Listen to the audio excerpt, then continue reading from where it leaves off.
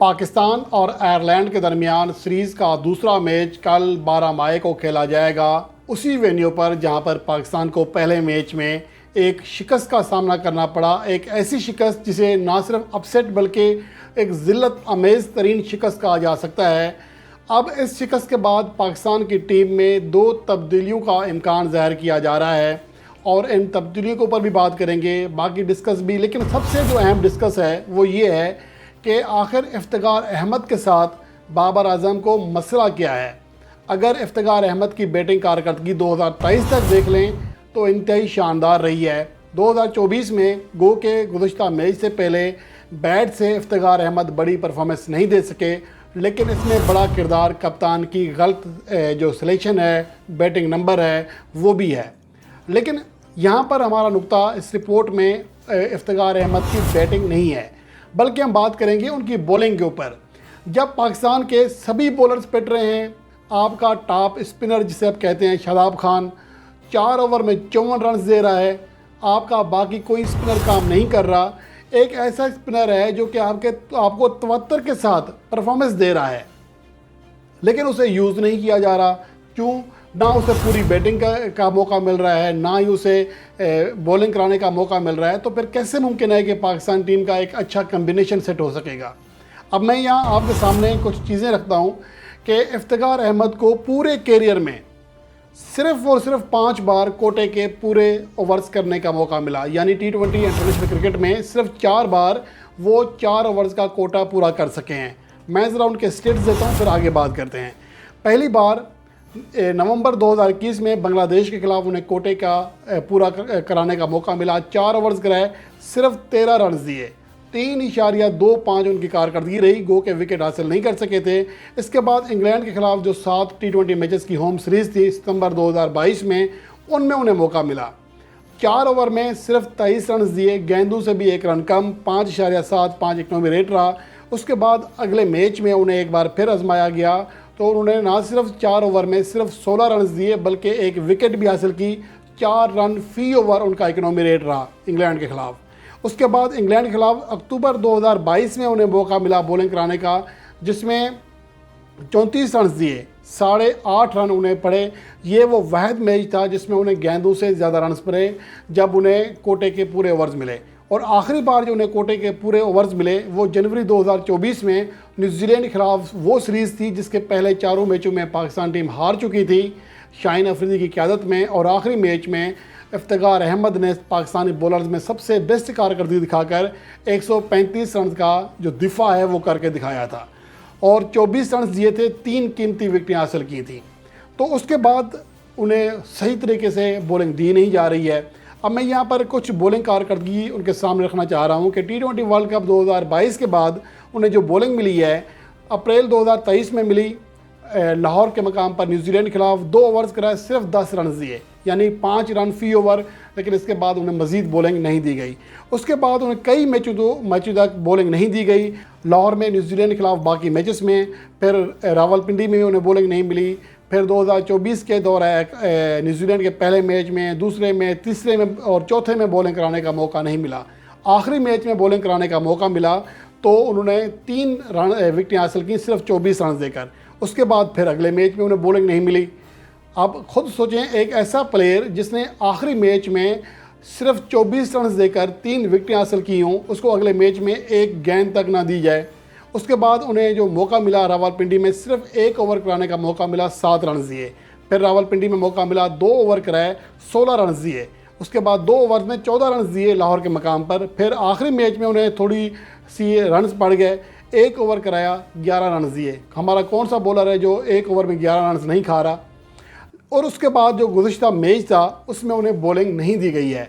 तो यहाँ सवाल ये पैदा होता है कि किस वजह से इफ्तिकार अहमद के साथ ज़्यादती की जा रही है। उनके बैटिंग आर्डर में भी उनके साथ ज़्यादती होती है, बॉलिंग में तो सरासर ज़्यादती हो रही है। बैटिंग में तो चलें आप कह सकते हैं उन्हें कम मौके मिले जो भी, लेकिन उनके रन्स उतने नहीं आए।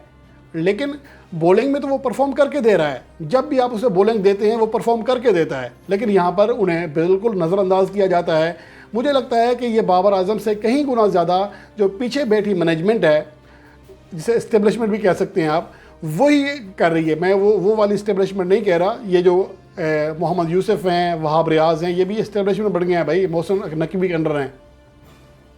ये अगर गुज़श्ता मैच की मैं बात करूँ, मोहम्मद रिजवान का और सैम अयूब का ओपनिंग पोजीशन पर आना खालिस्तान टीम मैनेजमेंट का फ़ैसला था, क्योंकि बाबर आजम कभी भी ओपनिंग छोड़ने के लिए तैयार नहीं थे। उन्होंने जैसे ही दोबारा कप्तानी संभाली थी, दोबारा एज ए ओपनर आ गए थे।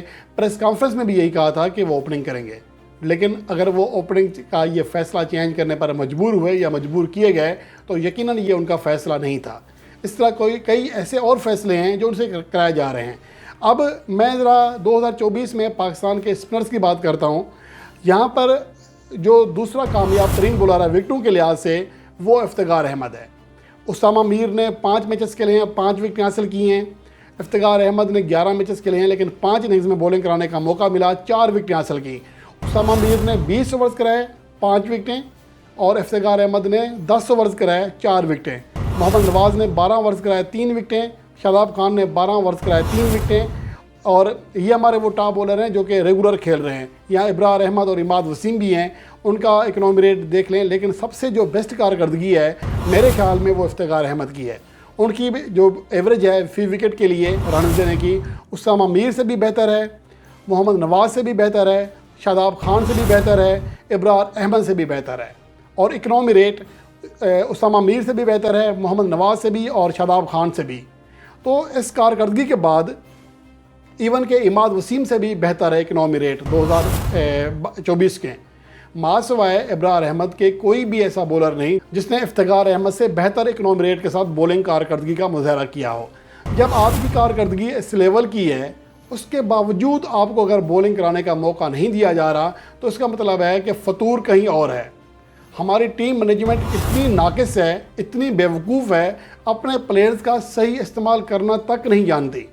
गुज़श्ता मैच में अगर आखिर में शाहीन अफरीदी को ओवर्स बचा लिए जाते, दरमियान में आपके इफ्तिखार अहमद के 1 से 2 ओवर्स करा लेते, तो बासानी आखिरी 4 ओवर्स में आपके पास मेन ओवर्स हो सकते थे, लेकिन इसके बावजूद ऐसा नहीं किया गया। अब ज़रा आगे बढ़ते हैं कि अब जो सूरत हाल बनी है कि T20 वर्ल्ड कप 2022 के बाद जो पाकिस्तान के बॉलर वो स्पिनर्स हैं, उनमें सबसे ज़्यादा विकेटें हासिल की हैं इमाद वसीम ने 12 विकेटें, 15 की एवरेज है, 6.09 उनका इकनॉमी रेट है। शादाब खान ने 9 विकेट हासिल किए हैं, लेकिन फ़ी विकेट के लिए लगभग 34 रन दे रहे हैं और फ़ी ओवर 8 रन दे रहे हैं। उसामा मीर ने फ़ी विकेट के लिए 35 रन दिए हैं और 8.75 पौने 9 रन फ़ी ओवर दिए हैं। लेकिन इफ्तिखार अहमद ने फ़ी विकेट के लिए सिर्फ 20 रन दिए हैं और 6.83 उनका इकनॉमी रेट है, जो कि शादाब खान से, मोहम्मद नवाज़ से, उसामा मीर से बेहतर है। तो ये उनकी कारकर्दगी रही है, लेकिन इसके बावजूद उन्हें मुसलसल नज़रअंदाज किया जा रहा है। अब देखना ये है कि इफ्तिखार अहमद के ये जो अदाद शुमार हैं, ये देखने के बाद पाकिस्तान की टीम मैनेजमेंट क्या फ़ैसला करती है। मेरी कोशिश होगी कि उनके व्हाट्सएप ग्रुप में ये रिपोर्ट शेयर करूं, ये कम से कम ये टेबल जो है स्टेट से शेयर करूं, ताकि उन्हें आइडिया हो सके कि इफ्तिखार अहमद की बॉलिंग कारकर्दगी कैसी रही है। अब आ जाते हैं पाकिस्तान की प्लेइंग 11 के ऊपर, जिसमें 2 तब्दीलियों का इम्कान है। एक तब्दीली एक बार फिर आज़म खान जो कहते हैं मेरे पास बटन नहीं है कि अगर मैं दबाऊँ और परफॉर्मेंस देना शुरू कर दूँ। भाई ये बटन ही तो नहीं है, आपका बटन है ही नहीं, कभी ऑन हो सकता नहीं है। जो गुज़श्ता मैच में 2 गेंदें खेली हैं, दोनों उसके लिए शॉकिंग गेंद थी। एक गेंद यूँ करो यहाँ से गुजर गई, दूसरी गेंद यूँ किया कैच। यार इस बंदे से हिला नहीं जा रहा, गेंद करीब पहुँच जाती है, इसका बैट तक नहीं हिलता। तो ये कहता है कि मेरे पास बटन नहीं है। बटन ही तो नहीं है, बटन है ही नहीं तुम्हारा कारकर्दगी का। भाई इंटरनेशनल क्रिकेट में ऐसी क्रिकेट नहीं खेली जाती, और इस फिटनेस के साथ जब मुड़ते हैं तो हड्डियों की आवाज़ स्टेडियम तक आती है कि बंदा मुड़ रहा है। ये अब मैं यार इस सवाल से क्या कहूँ, मुझे नहीं समझ आती कि किस परफॉर्मेंस की बुनियाद पर आज़म खान को बार बार खिलाया जाता है। अब एक तब्दीली तो ये है कि शायद उस्मान खान आ जाएंगे, आज़म खान को बाहर बिठाया जाएगा। और उसके अलावा जो दूसरी तब्दीली है, मोहम्मद आमिर आएंगे, लेकिन अब्बास अफरीदी के बजाय नसीम शाह को बाहर बिठाने का इम्कान है, क्योंकि उनकी परफॉर्मेंस बहुत बुरी रही है। ख़ास तौर पर T20 वर्ल्ड कप से लेकर या वैसे ओवरऑल देख लें, उनकी परफॉर्मेंस अच्छी नहीं है, वो ज़्यादा बेहतर कारकर्दगी नहीं दिखा रहे हैं। और इस हवाले से मैंने गुज़श्ता रोज़ चंद स्टेट्स भी आपके साथ शेयर किए थे, जिसमें आपको बताया था कि Naseem Shah T20 world cup 2022 के आखिरी 3 मैचों में एक भी विकेट हासिल नहीं कर सके थे। और T20 वर्ल्ड कप 2022 के बाद उनकी कारकर्दगी देख लें, 7 मैचेस खेले हैं, 4 विकेटें हासिल की हैं, फ़ी विकेट के लिए 51 रन दिए हैं और फ़ी ओवर 8.86 लगभग 9 रन फी ओवर दे रहे हैं। विकेटें हासिल करना ज़रूरी होता है। बाज़ औक़ात आप अच्छी बॉलिंग करा के हरीफ बैट्समैन को रन्स रोकने से रोक सकते हैं, रन्स करने से, लेकिन जब वो बैट्समैन सेट हो जाता है तो दूसरे बॉलर्स की दुर्गत बनाकर अपना काम कर देता है। तो इसलिए T20 फॉर्मेट में भी विकेटें हासिल करना बहुत ज़्यादा ज़रूरी होता है। अब इम्कान तो यही है कि पाकिस्तान की ये प्लेइंग 11 होगी जिसके ऊपर मैं बात कर रहा हूँ, जिसमें ओपनिंग में तो तब्दीली शायद ना हो, लेकिन मेरा ख्याल है कि मोहम्मद रिजवान की जिस तरह परफॉर्मेंस चल रही है, जिस तरह दबाव में है वो, उनको रेस्ट देकर एक बार ये कुटा ख़त्म ही कर दें, फ़खर जमान को एज ए ओपनर खिला ही दें। हालांकि उनकी परफॉर्मेंस से मैं मुतमईन नहीं हूँ। आखिरी 2.5 सालों में एज ए ओपनर वो एक भी 50+ इनिंग्स नहीं खेल सके थे, लेकिन चलें, हो सकता है कुछ लोग अभी भी समझते हैं, लेकिन जो इम्कान है वो यही है कि 2 तब्दीलियाँ होंगी तो ज़्यादा तब्दीलियाँ नहीं हो रही हैं। सैम अयूब या तो मोहम्मद रिजवान के साथ ओपनिंग करेंगे या फिर बाबर आजम के साथ, और इनमें से एक खिलाड़ी 1 डाउन पोजीशन पर जाएगा, जिसके बाद चौथे नंबर पर उस्मान खान, 5वें नंबर पर फ़खर जमान, फिर इफ्तिखार अहमद, फिर शादाब खान, इमाद वसीम, शाहीन अफरीदी, अब्बास अफरीदी और मोहम्मद आमिर। ये पाकिस्तान की प्लेइंग 11 है मुमकिन तौर पर कल के मैच के लिए। अब देखना ये है कि पाकिस्तान की टीम कल के मैच में कैसे खेल का मुजाहरा करती है।